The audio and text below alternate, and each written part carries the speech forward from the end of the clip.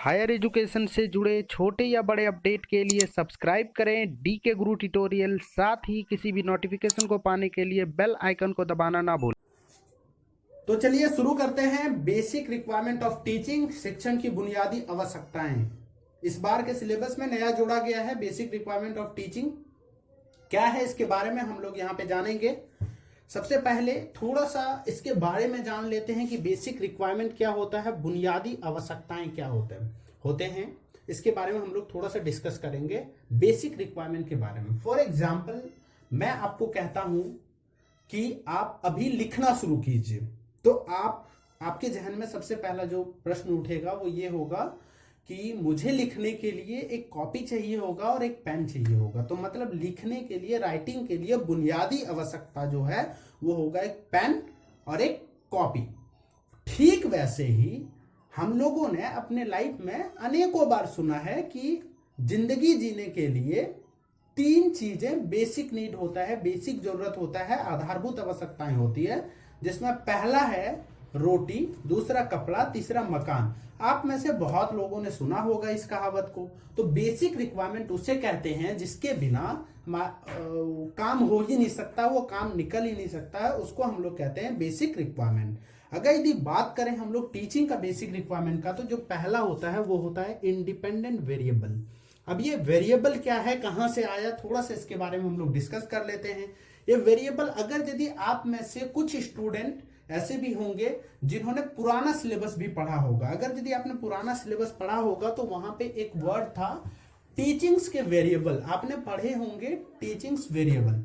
अगर यदि आप पढ़े हैं तो वहां पे आप इस चीज को पढ़ चुके हैं। उसी चीज को दूसरे शब्दों में इस बार नया सिलेबस में लिख दिया गया है, बेसिक रिक्वायरमेंट ऑफ टीचिंग। तो वहां पे आपको ये तीनों चीज मिल जाता। अगर आप नहीं पढ़े हैं तो ये वेरिएबल आगे क्या है इस लेक्चर में आपको समझ में आ जाएगा।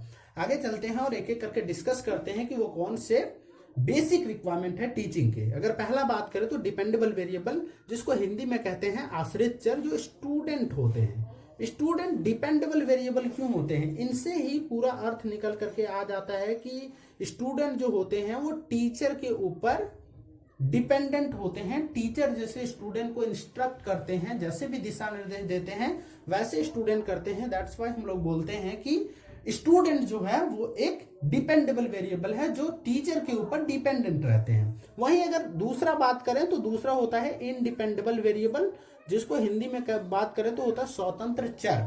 उस किसको कहते हैं, तो टीचर होते हैं जिसको हम लोग इंडिपेंडेबल वेरिएबल कहते हैं, जो पूरी तरीके से स्वतंत्र होते हैं, पूरी तरीके से इंडिपेंडेंट होते हैं कोई भी डिसीजन लेने के लिए। चूंकि उसको डिसीजन लेना होता है कि कब पढ़ाना है, कैसे पढ़ाना है, क्या पढ़ाना है, आज का लेक्चर कैसे देना है, हर चीज डिटरमाइन करना या फिर उसका कह सकते हैं डिसीजन लेना जो होता है वो टीचर के हाथ में होता है। इसीलिए हम लोग कहते हैं कि ये इंडिपेंडेंट होते हैं कुछ भी करने के लिए। तो इस टीचर को कहते हैं हम लोग स्वतंत्र चर। तीसरा बात करें सबसे महत्वपूर्ण, वो इंटरवेरिंग वेरिएबल। ये क्या होता है, इसका हिंदी होता है पारस्परिक चर। अगर बात करें, एक अगर यदि स्टूडेंट है और एक अगर यदि टीचर है, तो क्या इस दोनों के बीच टीचिंग हो जाएगा। सपोज कीजिए कि हमने स्टूडेंट लिया प्लस एक टीचर लिया, क्या इस दोनों के बीच टीचिंग हो जाएगा, या उसके लिए और भी कुछ चीजें की जरूरत होगी, चीजों की जरूरत होगी। तो चीजों की जरूरत होगी जिसको हम लोग कहते हैं टीचिंग एड्स के नाम से जानते हैं। या फिर उसमें कुछ एग्जांपल यदि आपको दूं तो जैसे कि टीचिंग करने के लिए क्या चाहिए होगा, कॉपी चाहिए होगा, कलम चाहिए होगा, साथ ही साथ या फिर बोर्ड चाहिए होगा, या फिर हो सकता है लेक्चर देने के लिए माइक चाहिए होगा। कुछ भी, जो भी चीजें हैं जो इस एक दूसरे को जोड़ने का काम करे, या फिर हम लोग कहें कि एक दूसरे के बीच इंटरेक्शन कराने का काम करे, दोनों के बीच इंटरेक्शन कराए, उसको हम लोग कहते हैं इंटरवेरिंग वेरिएबल्स। तो इंटरवेरिंग वेरिएबल्स में मुख्यतः अगर यदि आप बात करें तो सिलेबस हो गया, या फिर जितने भी टीचिंग एड्स जो भी होते हैं वो सारे इंटरवेरिंग वेरिएबल्स में आते हैं। दोस्तों ये था बेसिक रिक्वायरमेंट ऑफ टीचिंग। बात करें इस वर्ड पे थोड़ा सा गौर कीजिएगा, यहाँ पे लिखा हुआ बेसिक रिक्वायरमेंट। अगर यदि लिखा होता रिक्वायरमेंट ऑफ टीचिंग तो फिर इसका आंसर थोड़ा सा और बड़ा हो जाता।